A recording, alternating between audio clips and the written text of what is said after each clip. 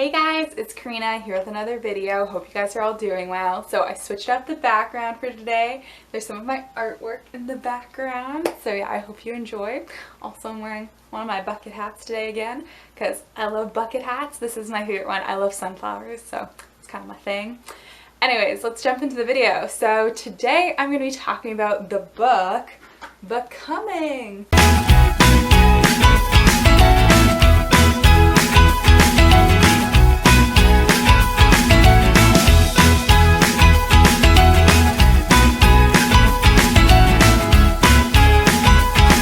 So this book is by Michelle Obama, and my friend gave this book to me this past year during university, and it is an incredible book about an amazing woman, Michelle Obama. And I'm kind of just going to go over like a brief summary of the book and what I thought of it and why I think you should read it. So yeah, essentially it starts off with her upbringing and what her childhood was like. So for the most part, she had a pretty stable childhood, and I believe she had one brother and two parents, and her dad struggled with a disease that where his body slowly deteriorated his whole life, and he was very much a father who didn't believe in receiving help, so his whole life he denied help, and he ended up dying when Michelle was in her 30s, I think, or around there.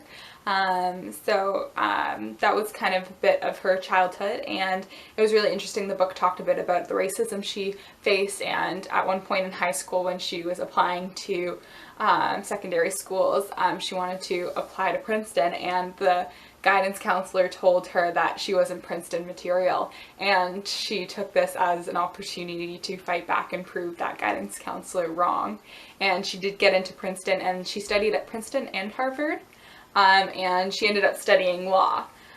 So her first bit of her career, she was working at a law firm, and that's how she ended up meeting Brock, and they were just friends at first, actually, and it was a while before they actually started dating. And it was really interesting to read about her time at the law firm. She ended up finding that she didn't really like law and that it wasn't her passion, and this really caused her a lot of grief and confusion, because she was like, what do I do now? What does this mean? Did I just waste all this time getting an education for nothing? And she struggled and battled with that, and something really cool that she did was she reached out to a bunch of mentors and amazing, incredible people who had really cool careers, and essentially looked for inspiration and tried to think like, what am I going to do? And I'm going to interview all these people and try to figure out what I want to do. And she ended up finding herself in a lot of different social justice, social action type of jobs, working with nonprofits and things like that. So one of her first jobs was actually working at City Hall with two powerhouse women, and it was really incredible job for her to dip her toes into a bit of that leadership, social action type of work. And then after that, I think they moved, and then she started working for this nonprofit called Public Allies, and it was really cool. Essentially, they would mentor people within the community to become community leaders and do jobs within the community. So it was really interesting because they would help people who maybe don't have secondary education or haven't been to college or whatever, people from different backgrounds, and they would help them get leadership opportunities and interesting different jobs related to community engagement, essentially. So it was a very cool nonprofit that she was working for. And then eventually she started working for the hospital too, doing different types of management things. And then at some point too, her and Brock tried to have kids, and they were having some infertility issues. And something really inspiring that I read in the book while they were having infertility issues was she was just like, once you do actually have a baby or get pregnant, it is like winning the lottery, because it is really a miracle. And I thought that was just so cool and made me so appreciate like the miracle life is and how precious it is when two people really actually do get to have a baby. And I thought that was really inspiring.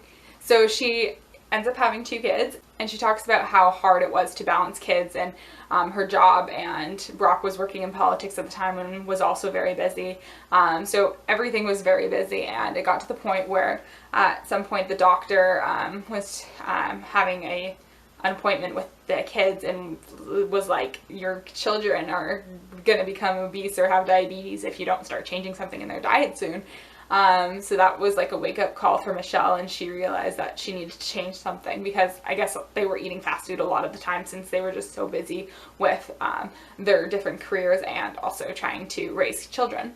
So they actually ended up hiring a cook to come cook fresh, organic, healthy vegetable meals. At first Michelle was very hesitant to do that because she didn't want to have to hire help or be the person that's so busy that they need a cook.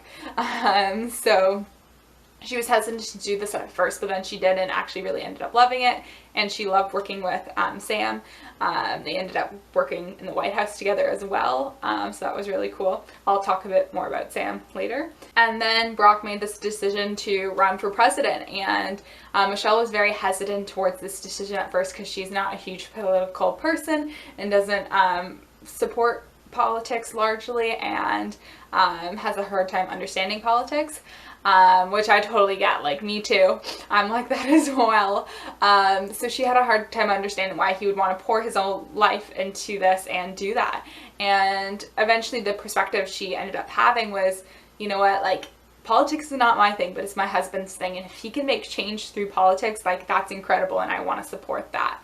So that is how she ended up getting behind it, and she helped him campaign, and she did speeches on his behalf and helped him get voters. And she talked about the challenges of that because she was thrown into the water, and it's like she's saying all these speeches and she's never had to say speeches before, and she's never had to watch what she said. And I think at one point she said something about being now she's finally proud to be American, and like she got really penalized for that because they're like, well, weren't you not proud to be an American before?